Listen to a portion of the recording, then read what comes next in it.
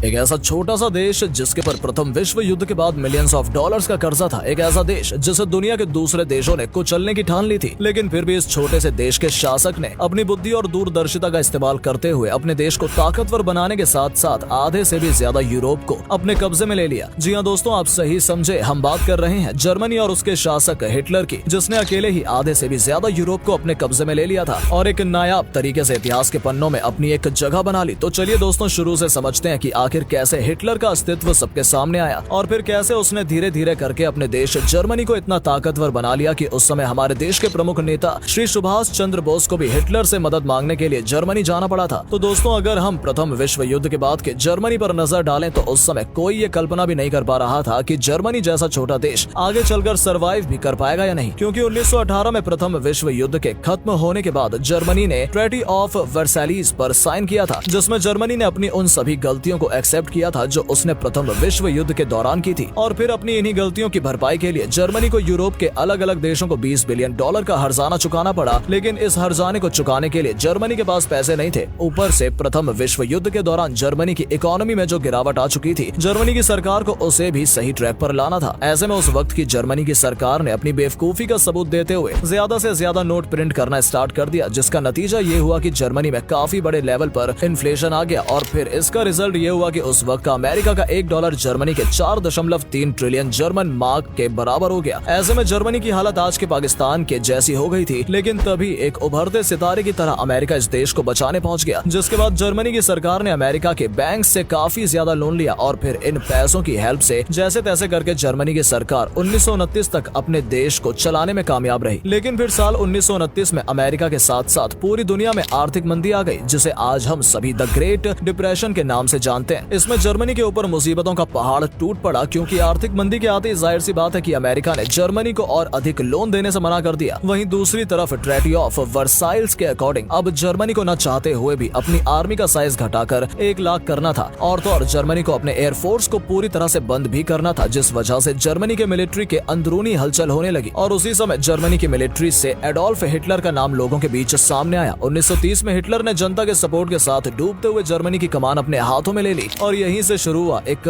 नए जर्मनी का उदय। यहाँ से देखते ही देखते अगले 9 सालों में जर्मनी दुनिया के सबसे ताकतवर देशों में से एक बन गया। लेकिन दोस्तों, आपकी जानकारी के लिए बता दें कि ऐसा नहीं है कि जर्मनी को आगे बढ़ाने में पूरी तरह से हिटलर का ही हाथ है, क्योंकि असल में हिटलर के सत्ता में आने से 10 साल पहले 1920 से ही जर्मनी की सरकार दूसरे देशों से छिपकर अपनी मिलिट्री की साइज बढ़ा रही थी और साथ ही साथ नई नई मिलिट्री टेक्नोलॉजी में पैसे भी इन्वेस्ट कर रही थी। ये सब जर्मनी की सरकार छिपकर कर रही थी। लेकिन फिर जब हिटलर ने सत्ता संभाली तो उसने सारा खेल ही पलट दिया। हिटलर ने अपनी कन्विंसिंग पावर का यूज करते हुए जर्मनी में कई कंपनीज खोली और फिर उन कंपनीज के नाम पर कई देश से थोड़ा थोड़ा करके लोन लिया और फिर उस लोन से हिटलर ने जर्मनी मिलिट्री को और ज्यादा डेवलप किया, क्योंकि यहाँ हिटलर का ये प्लान था कि जब वो मिलिट्री के दम पर दूसरे छोटे देशों को हरा देगा तब वो उन देशों के पैसों को लूटकर उनसे जर्मनी के लोन्स की भरपाई कर देगा। इसी के साथ साथ जैसा कि हम सभी जानते हैं कि हिटलर एक जर्मनी राष्ट्रवादी था, इसलिए उसे इस बात से सख्त नफरत थी कि ट्रीटी ऑफ वर्साइल्स की वजह से उसका देश जर्मनी तबाह हो गया। इसलिए हिटलर ने यह ठान लिया कि वो ट्रीटी ऑफ वर्साइल्स के नियमों को तोड़कर जर्मनी की पूरी दुनिया में अपनी एक अलग पहचान बनाएगा, जिसके लिए हिटलर ने सबसे पहले अपने दमदार भाषणों और मोटिवेशनल स्पीच के दम पर जर्मनी की जनता को अपना दीवाना बना लिया। और फिर 1935 में हिटलर ने डंके की चोट पर यह ऐलान कर दिया कि जर्मनी ने ट्रीटी ऑफ वर्साइल्स के नियमों को तोड़कर 3 लाख से भी ज्यादा मिलिट्री सोल्जर्स को तैयार कर लिया है और इसके साथ ही साथ उनके पास 2500 से भी ज्यादा कटिंग एज वॉर प्लेन्स हैं। यहाँ किसी भी बड़े देश ने हिटलर की इस नीति पर कोई विरोध नहीं किया, क्योंकि हिटलर ने ये सब फ्रीडम ऑफ